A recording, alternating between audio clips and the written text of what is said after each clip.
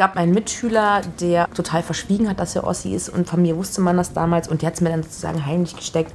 Meine Mama kommt auch aus dem Osten, so, und das aber bitte sag's nicht weiter. Und da war ich auch schon so 15, 16 oder so, wo ich dachte so, wow, krass, das würde ich jetzt immer noch verheimlichen müssen.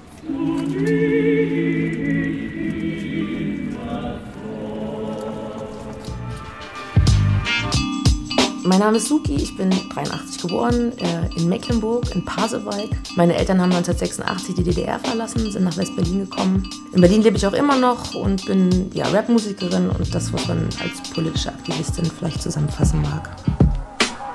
Also sowohl meine Mutter als auch mein Vater hatten eine sehr konkrete, sehr große Vorstellung davon, was Gesellschaft und Freiheit und Entfaltung und Kollektivität bedeutet. Das heißt, die waren eigentlich in ihrem Herzen Sozialisten. Das, was sie aber umgeben hat, hatte mit dieser Vorstellung relativ wenig zu tun.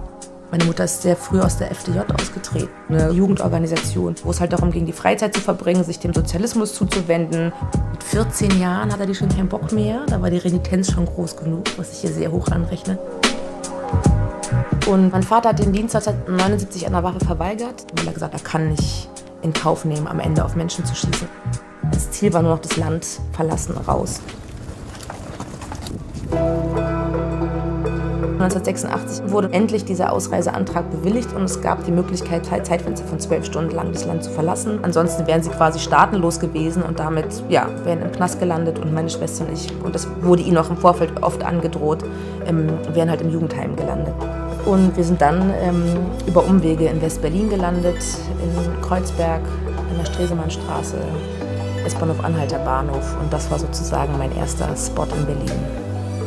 Meine erste Erinnerung, also 2,5-jährig, das habe ich wohl mehrfach geäußert, dass jetzt gut sei mit dem Urlaub, dass ich jetzt wieder zurück will zu meinen Sachen in mein Zimmerchen und so. Und das gab aber kein Zurück mehr. Nie wieder.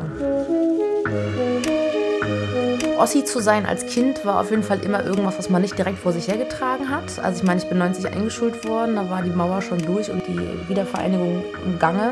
Ich habe es immer irgendwie auch als Makel ein Stück weit empfunden, so. Weil die Ossis ja dann schon sehr schnell irgendwie so ein bisschen verulgt wurden, als so die einfache Leute sind, die mit dem wenigsten auskommen, und so kann man die auch behandeln.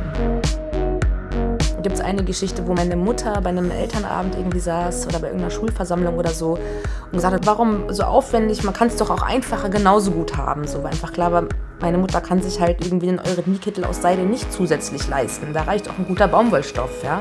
Und dass es da dann eben hieß, wissen Sie, unsere Schule ist ein Organismus und Sie und Ihre Töchter sind die Galle.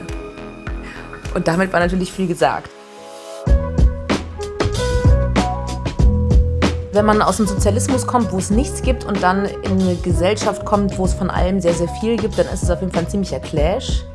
Es gibt diese Anekdote, wo meine Mutter zum ersten Mal in einem richtigen Lebensmittelgeschäft war, wo es alles gab. Es gibt von allem viel mehr, als sie überhaupt erfassen kann. Und sie steht da mit so einer Pappkiste. Und sie war so überfordert damit und war so reizüberflutet, dass sie in diese Pappkiste gekotzt hat. Also der Kudamm an sich, sozusagen das alte Zentrum West, war auf jeden Fall natürlich mit all dieser großen Straße und diesen viel zu vielen Läden und Kaufhäusern, war das natürlich schon so dieses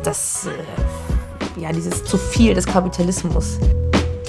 Ich weiß, dass das immer ein Riesen-Event war, wenn wir dann so zum Saisonwechsel neu eingekleidet wurden oder so, und ich immer auch mit einem schlechten Gewissen mitgefahren bin. Wir haben nicht viel Kohle. So. Ich nehme jetzt einfach so das Erste, was sie aussucht, was sicherlich nicht das teuerste sein wird, und ob es mir jetzt gefällt oder nicht, ist mir ein bisschen egal. Hauptsache, wir müssen uns dem nicht aussetzen.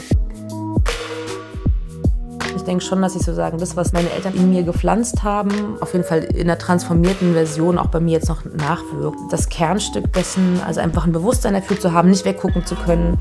Und das ist ja genau wie mit Rap so. Das ist ja auch eigentlich so ein Feld, wo ich eigentlich völlig falsch bin. So. Also ich gehe ja nicht hin und sage, okay, ich mach's mir gemütlich, Jungs, alles klar. So, welche Aufgabe habt ihr? Wessen Auto darf ich putzen? Hab schnell gemerkt, das, was mir da zugewiesen wird, passt nicht. Und dann habe ich sozusagen die Renitenz meiner Mutter in mir geweckt und habe gesagt, nö, ich mache meins. Ich bin Feministin und ich bin queer und ich finde Hip-Hop großartig und ich werde euretwegen nicht aufgeben.